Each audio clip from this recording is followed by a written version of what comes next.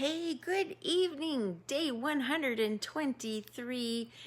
Gran here. Oh, I forgot my light for the book. Hey, that should help a little. No extra charge. The house behind me there, it's for sale. So if you're looking for a green grass location, you could be a neighbor. Tonight's story is called Little Walrus Warning. This book belonged to either a Lauren or a Vanessa or maybe both. They left me some artwork and some schedules in it.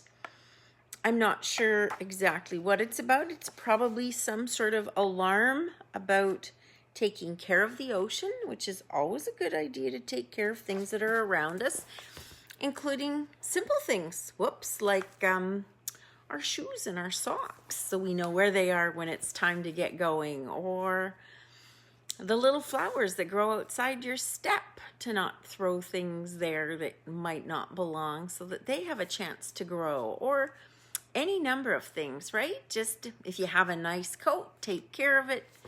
And so the walrus has something for us today.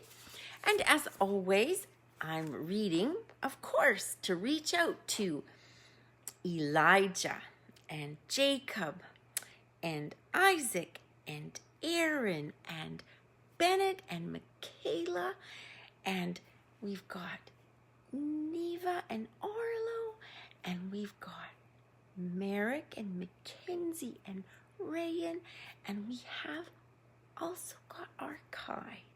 So I think some of you just got off spring break, and I hope you're adjusting to being back at school. And some of you had snow. I'm really sad to hear that.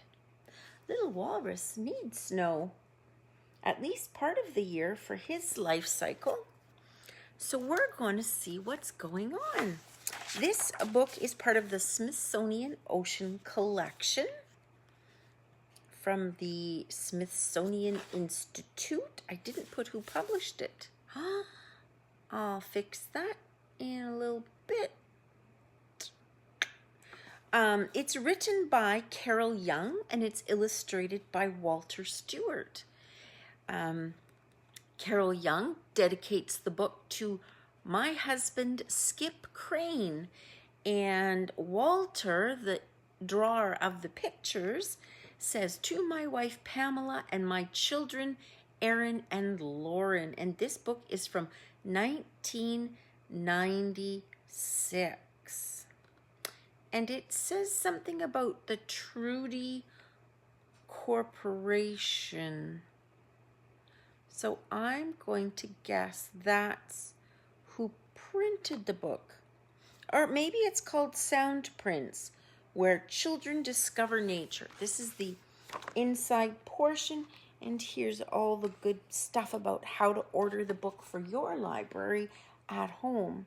So Little Walrus Warning.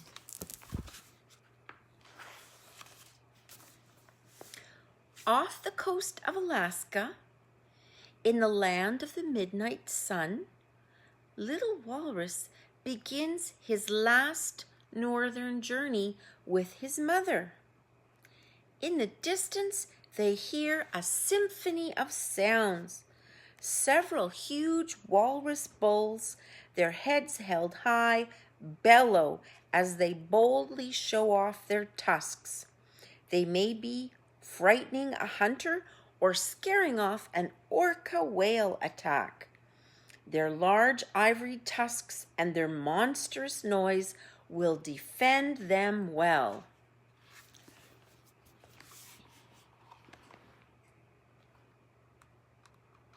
So there's a whole bank of baby sea life along the edge of that rock face. And there's the orca whale. And there's a little walrus with his mom. Because they don't stay in the same place, they travel up and down the coast of the continent of the Americas, both north, central, and south. not just both, all north, central, and south. The 4-year-old calf has tusks that are not fully grown. For now, he still needs his mother. Leaving the bulls behind in the spring, they will travel north with the nursery herd, sometimes swimming, sometimes hitching rides on giant ice islands. They will journey hundreds of miles for summer feasting in the Chukchi ski. Oh man, let's try that again. The Chukchi Sea. Woo! New lips. New lips. Does it every time. Look at that. Don't they look like they're having fun? They're just drifting along with the currents. And they're going north. As cold Arctic winds blow, the cow and her calf haul out of the water onto a floating island of ice. They use their tusks like ice picks and ease the climb up with their flippers. Sploosh, sploosh, sploosh, sploosh. Have you ever tried to get up onto a dock? It's pretty tough, and that's kind of what they're doing. And they only have flippers. Mother moves across the ice, stabbing it with her tusks now and then to steady herself. Little Walrus lags further and further behind. Slipping and sliding, he falls between the giant wedges of ice. Uh-oh. You see him? He's whoops right here, and his mom is whoops over here. This is what it looks like when you're flying over it in a helicopter, I think. Or any kind of a plane. Hearing his pitiful cry, Mother struggles to find little Walrus. Chips fly as she frantically hacks at the ice.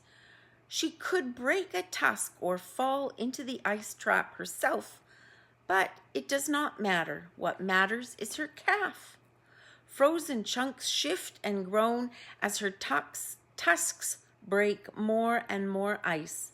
Steadily, she opens a way of escape and helps little Walrus to safety. They still need air, you see, as well.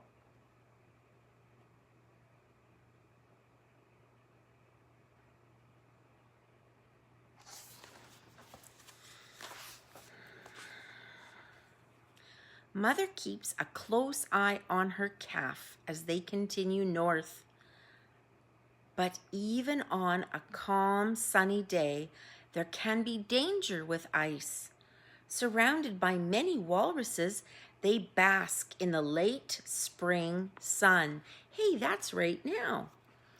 Joining the crowd on the same chunk of ice come 2, then 5, then 10 more walruses. Whoa! These huge walruses are heavy. The ice chunk tips on its side. Whoosh! All of the cows and calves are dumped into the sea. Sploosh! Good thing they all know how to swim. Splash, crash, there is so much confusion. Little Walrus's mother swims in search of her calf. When she finally finds him, he is not in the water at all. He was the first walrus in the nursery herd to haul out on another chunk of ice.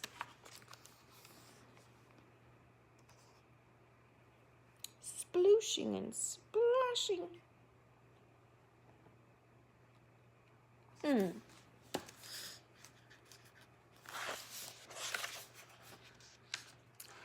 As summer arrives, the herd reaches the rich feeding grounds of the Chukchi Sea. Ice drifts and sparkles under the sun. Here among the seals and the whales, little Walrus must master the skill of hunting. In years past, he nursed on his mother's milk and feasted on food she brought up from the sea. Later, he hunted the ocean floor, always at his mother's side. Now he must learn to hunt on his own. There's some baby seals over here. Whoops, over here too. So he's got a lot to do this summer, doesn't he? He has to become self-sufficient and independent. One summer day, the young walrus waits on the edge of the ice. He does not want to dive into the ice-cold water alone. His mother comes up from behind and pushes him into the Chukchi Sea. Kerplunk. She just gives him a shove. You need to get going, she's thinking. Just go. You gotta learn. Bloosh.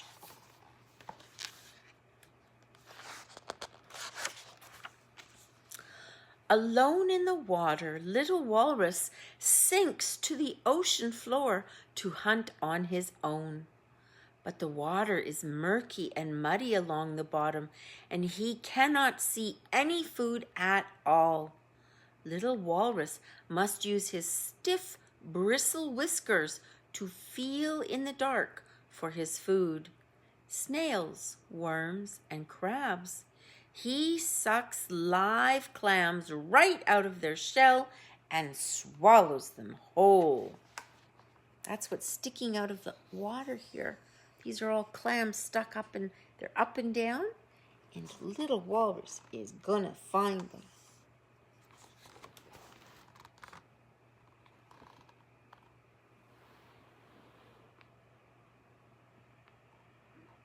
See his bristles? It's almost like he has a almost like he has a mustache, eh? Right here under his nose.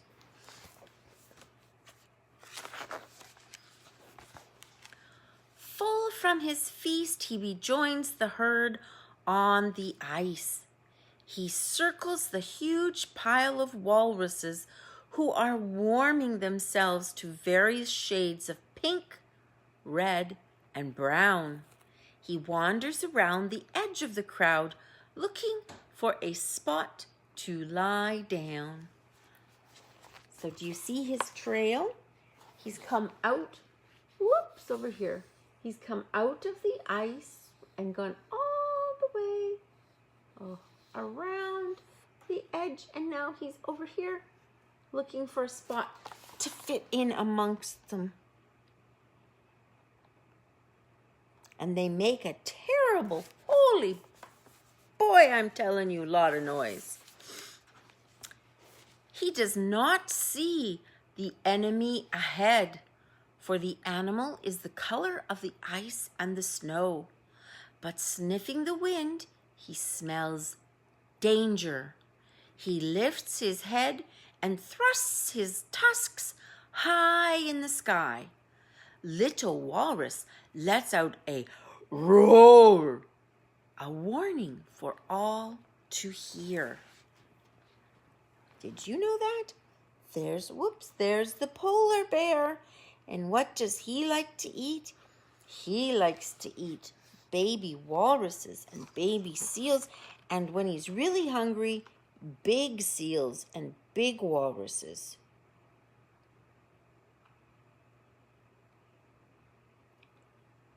And he blends into the ice.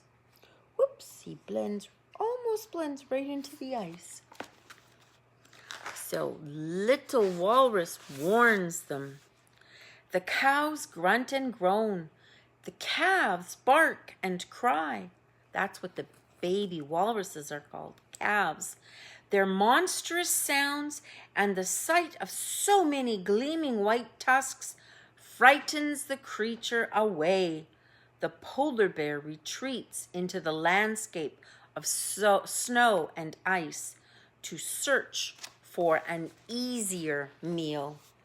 See, it looks like they've all got their own personal forks to protect the young ones. And they're making a lot of noise. We know you're there.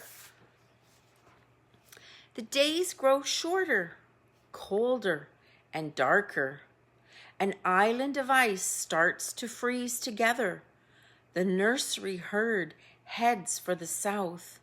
Following the route of the drifting ice, their journey will end where it began. Off the coast of the land of the midnight sun, the walruses reunite, bulls and cows and all the young. Little Walrus will not go north with the herd next year. He is ready to take his place with the bulls. Do you see them lined up? So why is it called the land of the midnight sun? Does anybody know? Because the further north you go, the longer the sun stays up in the summertime. There are places where it's never dark, the further north you go. So that's tonight's story. In the back is all about walruses. It says walruses are highly social and sometimes form herds of as many as several thousand animals. They live in the northern polar regions of the Pacific and Atlantic Oceans. A thick layer of blubber keeps them warm in these icy waters. Most walruses migrate. Calves and cows travel north each spring in search of rich feeding grounds.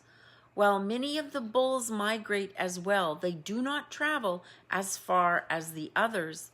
Walruses can swim as fast as 22 miles per hour and dive to depths of over 150 feet.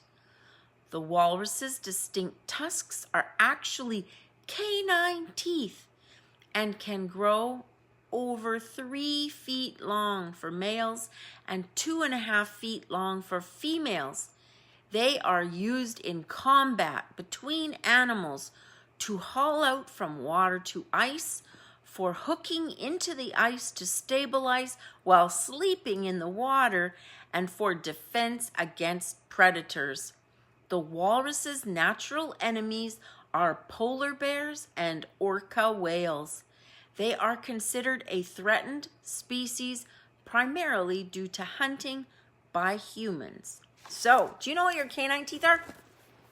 They're the pointy teeth that you have in your mouth. And apparently, walruses have them, and they get really sharp and long. Anyway, so that's the story for tonight. I hope you enjoyed it. Did you see how they hung out together? How they warned each other? How they looked after each other? That's a good thing to remember for us and for the walruses. Anyway, that's tonight's story. I hope you enjoyed it. Thanks for watching. So nice to have you here. See you tomorrow. And good night. God bless. Sweet dreams. Bye-bye. Hope to see you tomorrow.